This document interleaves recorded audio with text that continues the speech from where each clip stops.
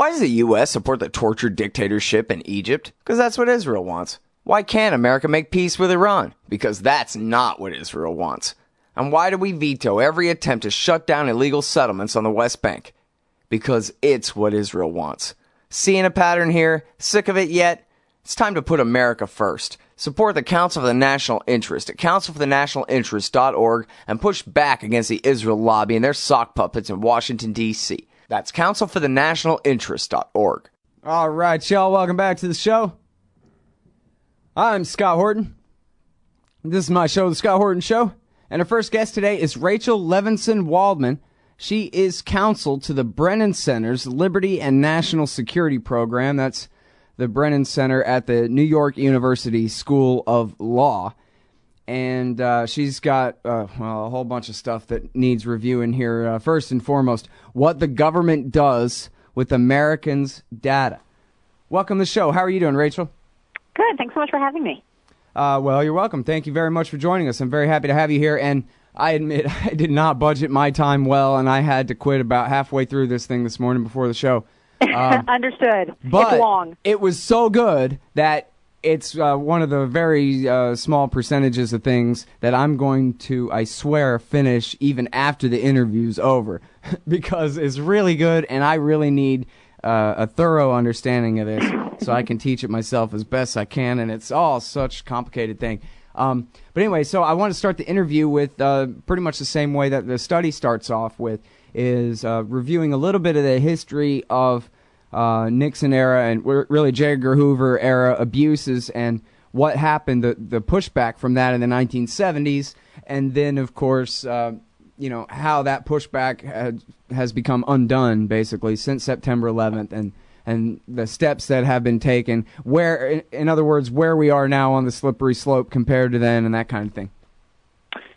Sure, yeah. So do you want me to start out just sort of talking about the history, where some of this stuff came from? Yeah, sure. Sure. So to give a little background for your listeners on the report overall, what I talk about in the report is, as you say, what the government is doing with Americans' data. And what I mean when I say that is specifically, what is the government doing with non-criminal information about Americans that it's gathering? The idea being that post 9/11, the government has much more authority. It was given much more legal authority. It's interpreted the legal authority that it has fairly broadly to allow it to collect a lot of information that's not necessarily connected to, suspicion of criminal activity or a very specific, national security threat. And so the way I start off this report, as you say, is looking at the history, kind of how did we get to this point. I think it's impossible to understand both what's happening now and the significance of it without understanding the sort of 1960s, 1970s era abuses and then reforms. So what we learned about from the Church Committee, of course, this was the Senate committee.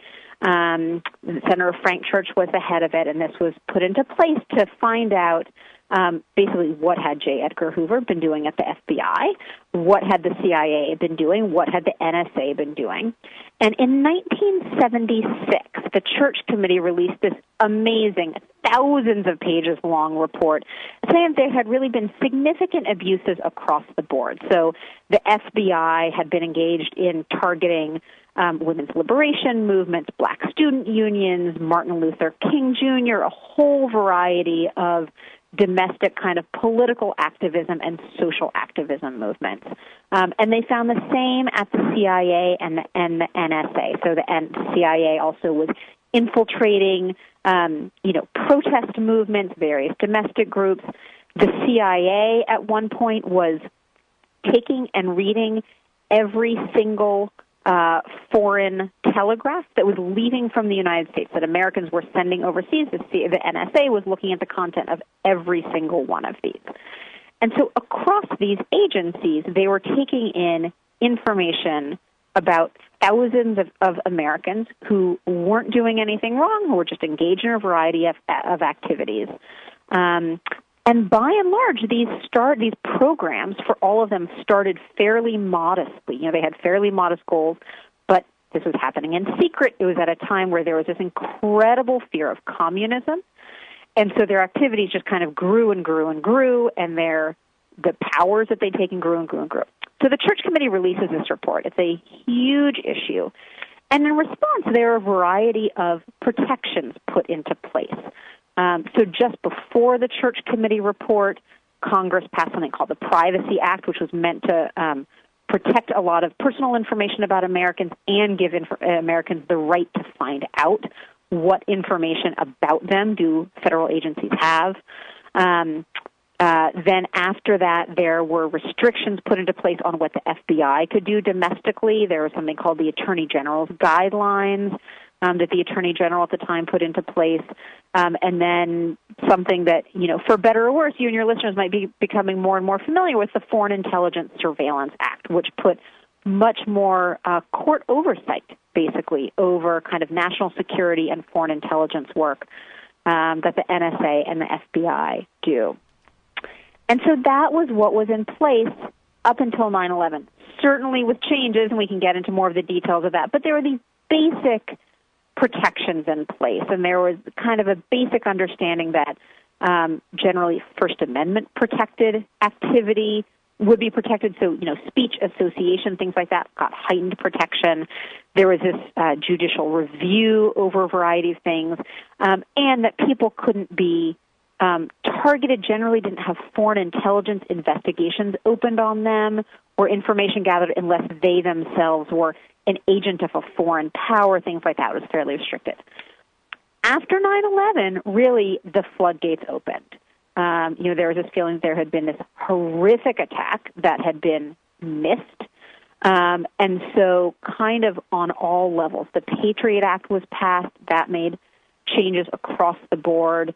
The Foreign Intelligence Surveillance Act was amended in a number of different ways. And so what you started to see was a lot more information coming in about Americans that wasn't necessarily connected to somebody acting on behalf of a foreign power or somebody engaging in criminal activity. And so then what we were interested in is what happens next? What happens to all of that information that's been brought in? Right. Okay, now, so to rewind to the Bush Jr. years here just a minute, how Sure. far, with Stellar Wind and the rest of what they were doing in secret up until the New York Times finally exposed it in 2005, how much further were they going beyond FISA, beyond the Patriot Act? Well, this is one of the interesting things. So with those programs, things like warrantless wiretapping, all of these things that were being undertaken in secret for the 4 or 5 years after 9/11, they were certainly going beyond what the law allowed at the time. I think that was pretty clear that it was in violation of what the law allowed. That being said, when that information was revealed, as you say, the New York Times article in 2005, the public suddenly starts to learn much more about what the government has been doing in secret. By and large, kind of the changes, the statutory revisions that were made in response to that were simply to, by and large, allow the government to continue doing the same things, but write it into law. And so what we see now is, in a lot of ways, even an expansion of the ways in which the law was changed just after 9/11 to allow then what Bush II kind of did to push those laws even more. Mm-hmm. Well, and then a big part of it that you talk about in the study, too, is the sharing and how it ends up between government departments and agencies, that is, and how that ends up becoming a major loophole in probable cause requirements and that kind of thing, because the different agencies have different levels and then they all share it together in one kind of pool of information. And this seems to me, especially as the technology gets better and better, the networks between the different government agencies, computer systems get better and better, where you're going to end up having the full intelligence capability of the national government turned against the American people for use in their local and state prosecutions. And then we'll all be in prison. Well, and this is a really interesting piece of it. This isn't something that I get into in detail quite as much in the report, but very much so. So not just are there a lot of sharing capabilities and really sharing mandates at the federal level. I mean, this was a big change after 9/11. I walked through, there statutes, multiple statutes, executive orders, presidential orders, you name it, ordering the federal agencies to share more and more. But absolutely, it goes down to the local and state level as well. And increasingly, there's information that wouldn't have been gathered originally, but is there and becomes more and more accessible. Increasingly, there's a lot more sharing between local, state, and federal level in terms of biometric information.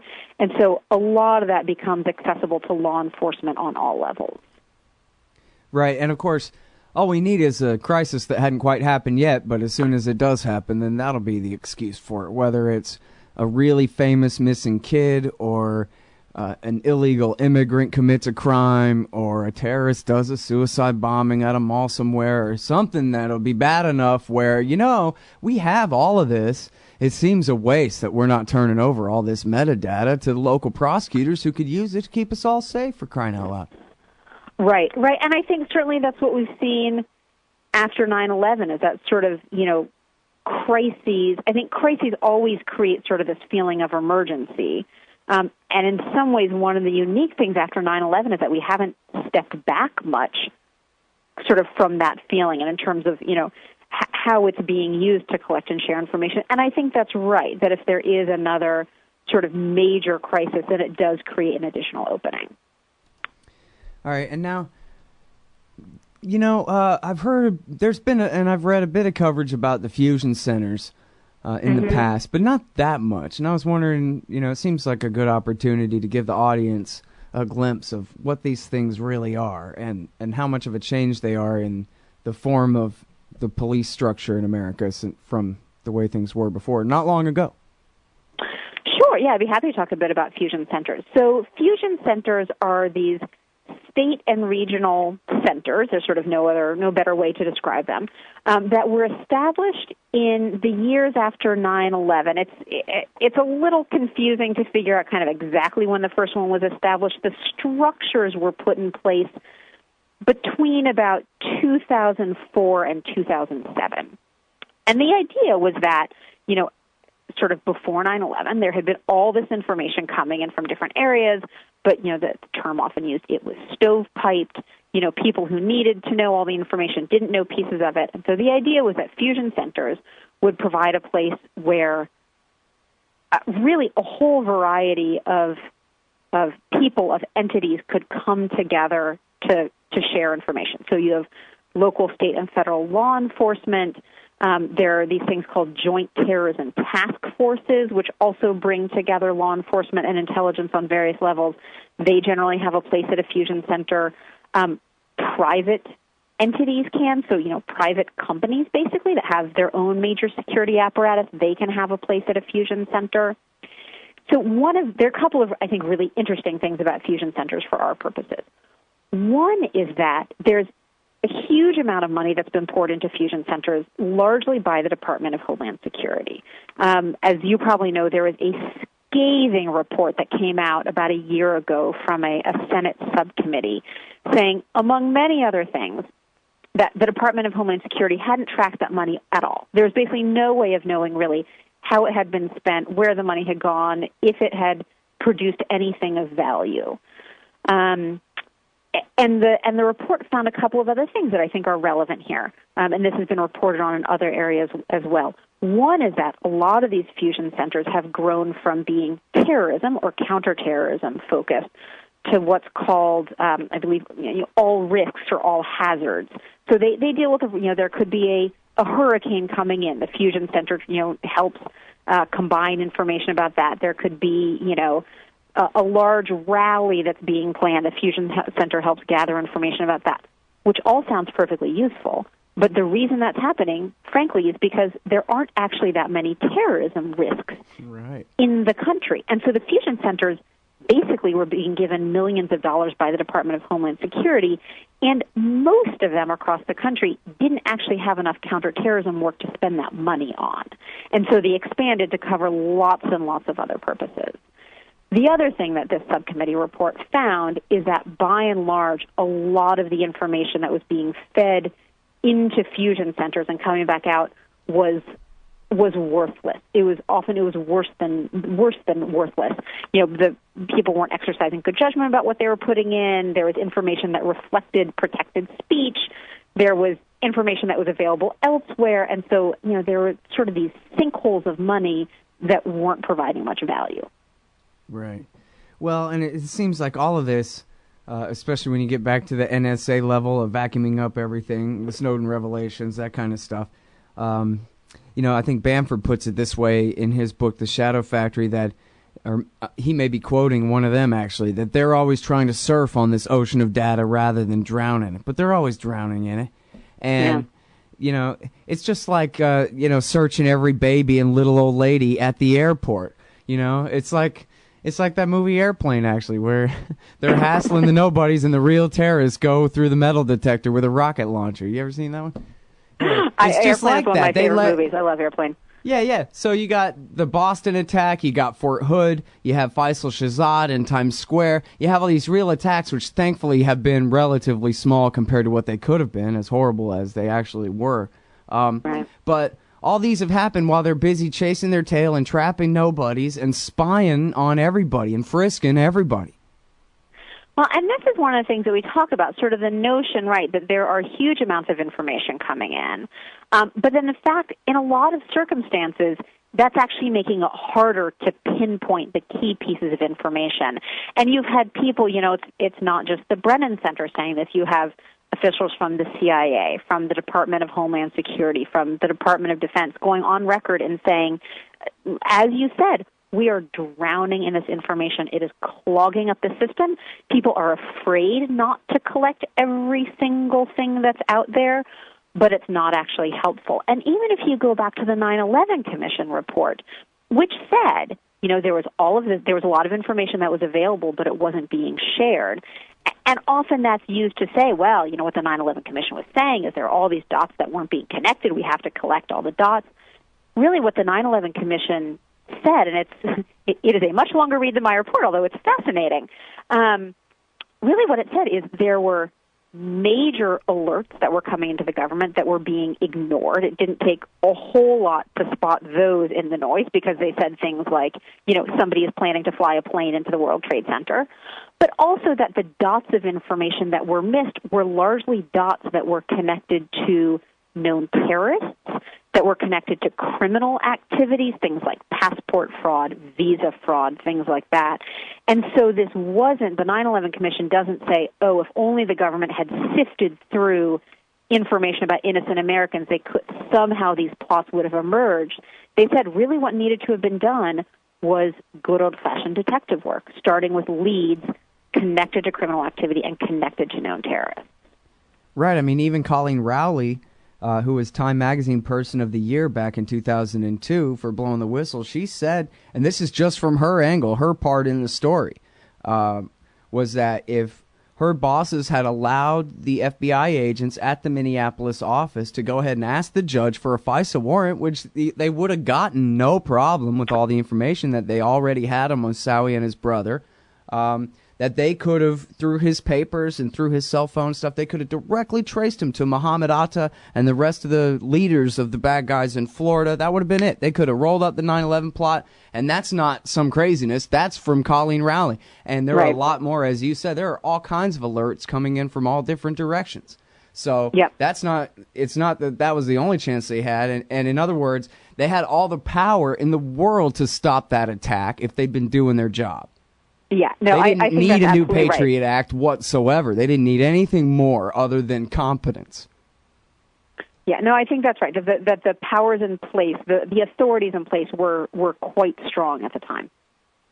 I think that's right. Yeah, they make it sound like, oh, geez, the FBI never had the power to look into anybody before. I guess we need to start doing that.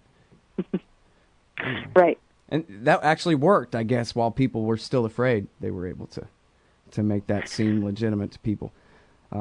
Very strange. Right, and it's one of the very interesting things I think about where we are now is that it looks like, given the revelations that have come out, the information that Edward Snowden has disclosed, and then what the NSA is increasingly starting to release, one of the things that I'm feeling somewhat hopeful about is that we're actually at a moment where the public is really starting to become kind of much more educated about what's been happening. Certainly we are learning, I think it doesn't matter how steep you are in this. We are all learning a huge amount from what's come out over the last few months.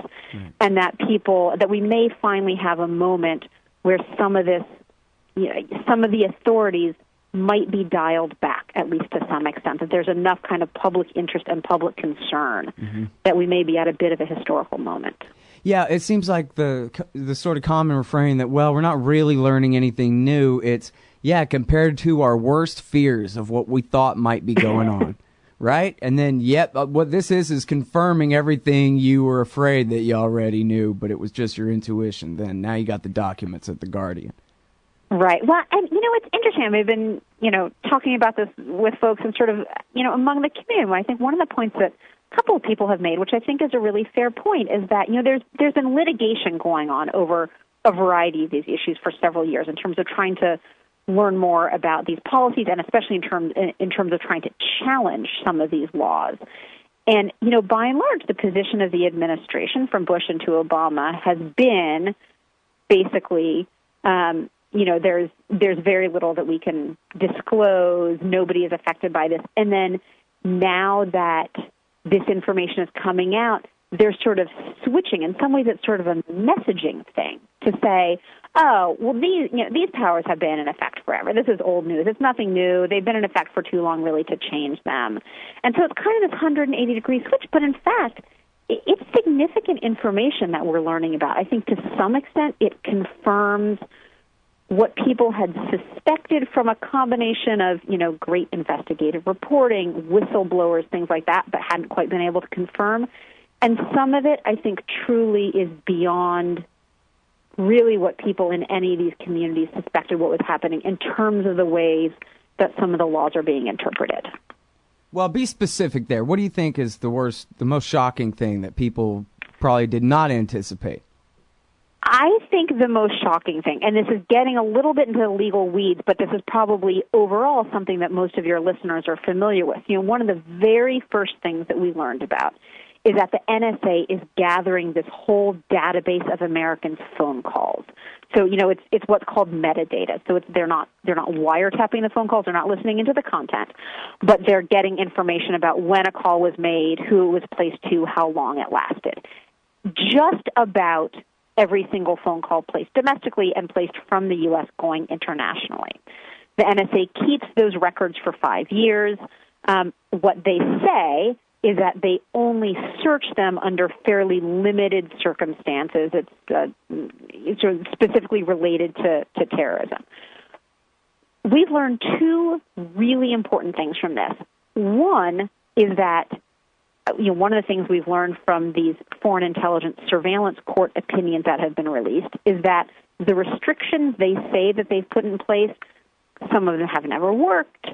Some issues they didn't reveal to the court for 3 years. The court has accused the NSA of lying to the court over and over again. The Department of Justice had to go to the court to say, FYI, we've just realized the NSA is doing this. So, one of the things the NSA relies on is we have all of this oversight in place. And I think what these opinions have revealed is that, by and large, that oversight is pretty weak. The major legal issue is that the statute, the part of the Patriot Act that ostensibly allows the NSA to gather this information, requires the FBI to make a case to the Foreign Intelligence Surveillance Court, that the information that it's getting is relevant to a counterterrorism investigation. And basically, the court became convinced, yes, every single phone call, information about every single phone call, is relevant to a counterterrorism investigation, not because it's all relevant now, and not because most of it is ever going to be relevant, but because the kind of analysis that the NSA does, what they call contact chaining and communities of interest, is reliant on having a huge bank of data. That's how they run these analyses. And so the court said, yep, that's fine with us. We think that satisfies.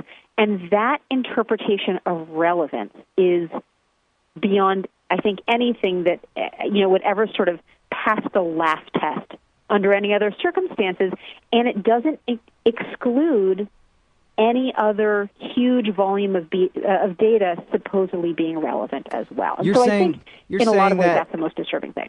You're saying, Rachel, that they're saying that everybody's communication counts as relevant, basically as the control in their various experiments when they're checking their new data off of everything else in the whole world that they already know to look for an anomaly. So they're taking it for granted that all of this stuff is just normal people living their everyday lives. But they say to the court, yeah, but we need that so that we'll notice the screwy things. And the court says, okay, fine, so you can keep everything on Scott Horton or Rachel's list, too. Right, so it's close to that. It's not quite so much that it's controlled. The idea is that you have, who knows, say there's 1 million pieces of information. There's way, way more than that. Say there's 1 million pieces. And say it turns out that 3 of those pieces of information are somebody who's connected to Al-Qaeda abroad calling me in the States and then me calling somebody else. But right now, they don't know who that person abroad is. They don't have any reason to suspect me. But 3 years down the line, something might come up. So they want this database of information just to be sitting there. So at the point where they think, oh, we need to conduct a search, we need to conduct this analysis, they have all of these phone calls kind of cached and sitting there waiting to be used. And, of course, one of the concerns is that, what they call metadata, and they keep saying it's not content, there's nothing to worry about. There's often so much more, so much sensitive information that you can learn about somebody from this information about who do they call, when do they call them, how long do they spend on the phone, things like that. It is very vulnerable to abuse. Yeah, and, I'm sorry that we're out of time. Half an hour always goes so fast, and there's still so much to talk about. But there's a dispute right now. I don't know if you cover this in your piece. I'm sorry I didn't get that far. But is it clear or not yet whether the metadata, the phone metadata there includes your phone's location everywhere you go to? Because I always wonder whether they follow me to the living room and back, or follow me to the kitchen. Yeah, there, look, he went to the kitchen again.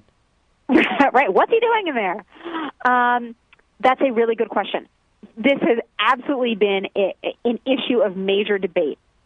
My sense from what we know so far is that this database probably doesn't include location information. The NSA has said that they did a several years long experiment with gathering location information. They abandoned it in 2011, but Senator Wyden, who is a senator on the Intelligence Committee, he's basically been sending up smoke signals saying there is more there that they're not telling you. Right. So I think we know that there's more to learn about the NSA gathering location information. We just don't quite know which program it's sitting in.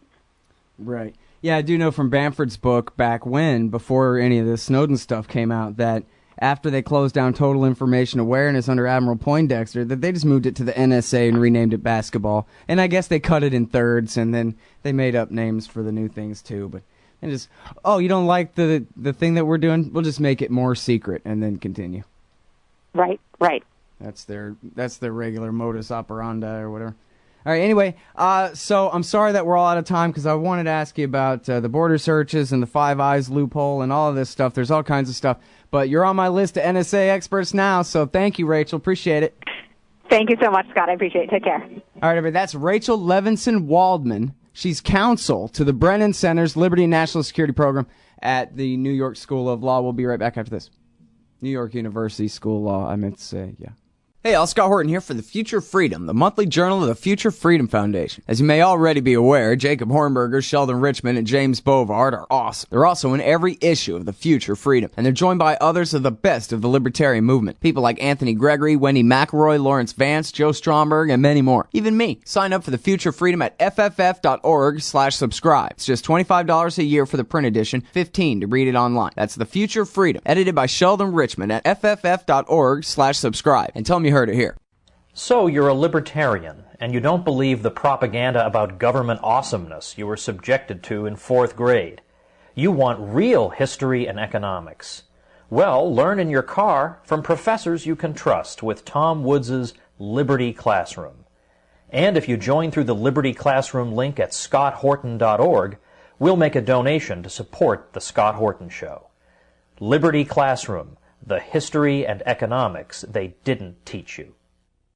Hey, Scott Horton here to talk to you about this great new book by Michael Swanson, The War State, the Cold War Origins of the Military-Industrial Complex and the Power Elite. In the book, Swanson explains what the revolution was, the rise of empire, and the permanent military economy, and all from a free market libertarian perspective. Jacob Hornberger, founder and president of the Future Freedom Foundation, says the book is absolutely awesome, and that Swanson's perspectives on the Cold War and the Cuban Missile Crisis are among the best I've read.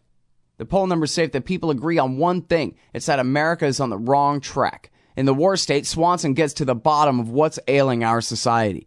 Empire, the permanent national security bureaucracy that runs it, and the mountain of debt that has enabled our descent down this dark road. The War State could well be the book that finally brings this reality to the level of mainstream consensus. America can be saved from its government and its arms dealers. First, get the facts. Get The War State by Michael Swanson, available at your local bookseller and at Amazon.com. Or just click on the book in the right margin at scotthorton.org. Hi, I'm Brad Newman. I'm the creator of MyHeroesThink.com. Are you a fan of Ron Paul, Harry Brown, Murray Rothbard, Ludwig von Mises? Me too. These guys are my intellectual heroes, and because I can, I've decided to create my own monuments to them. So I'm bringing back the head bust. Visit MyHeroesThink.com and check out my artwork. Maybe you still have 5 empty inches on your bookshelf, or some space next to your computer. Maybe you'd enjoy having a statue of the libertarian who inspired you to think. Maybe you know a young person who just found these ideas and you'd like to inspire them with a gift. I really can't think of people with more integrity to look up to. Visit MyHeroesThink.com and sign up for the mailing list. Be the first to know when my Hayek and Hazlitt statues become available. Most importantly, be sure to type Scott Horton into the promo line so we can help support this show, because I'm sick of bombing people. Visit MyHeroesThink.com. Hey, Scott here, hawking stickers for the back of your truck. They've got some great ones at LibertyStickers.com. Get your son killed, Jeb Bush 2016. FDR, no longer the worst president in American history. The National Security Agency, blackmailing your congressman since 1952. And USA, sometimes we back Al-Qaeda, sometimes we don't. And there's over 1,000 other great ones on the wars, police, state, elections, the Federal Reserve, and more at LibertyStickers.com. They'll take care of all your custom printing for your band or your business at thebumpersticker.com. LibertyStickers.com. Everyone else's stickers suck.